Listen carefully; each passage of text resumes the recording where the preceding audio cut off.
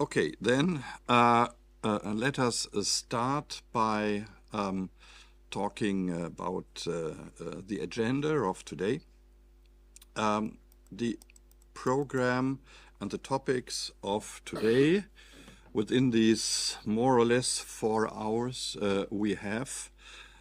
First is a short, brief introduction into visitor research, cultures under pressure, and why there is a certain or a special need to investigate more into visitors and non-visitors to make people come more often into cultural institutions. Then we'll talk about the research process and its options. This is about how do I design this research. It's visitor research. It's not done just by sitting at a table and thinking, well, how to develop a questionnaire? What could I ask? But there is more behind, and there is much more also before that has to be considered.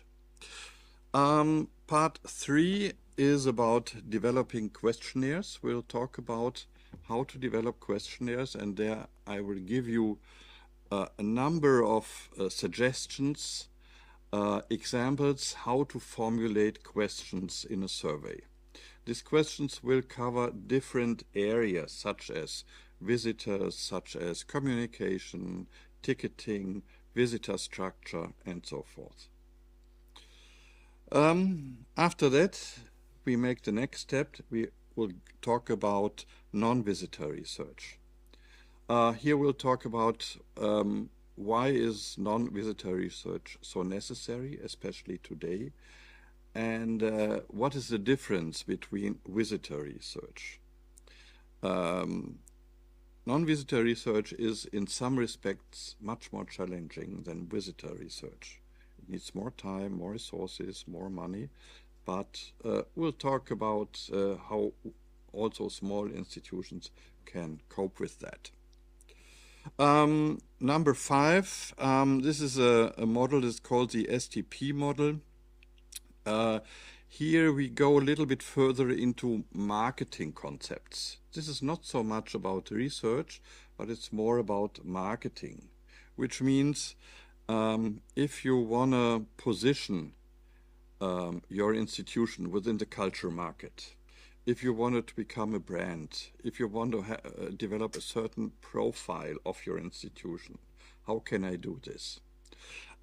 This means what are possible target groups, segmentation, how can I reach them, and how can I position myself to make my institution attractive to my target audience.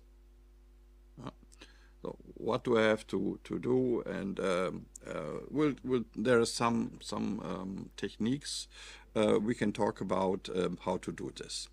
And the last point is optimizing media campaigns, which means how can I make a media campaign make most effective? How can I select appropriate media channels?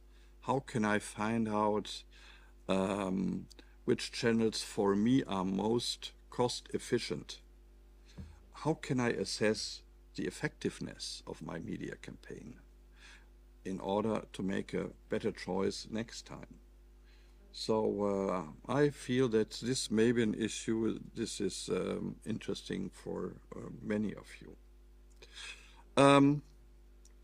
We'll now go through it, and we'll make a break about every 90 minutes or so. As mentioned, whenever there are questions, please feel free to ask any questions that comes into your mind.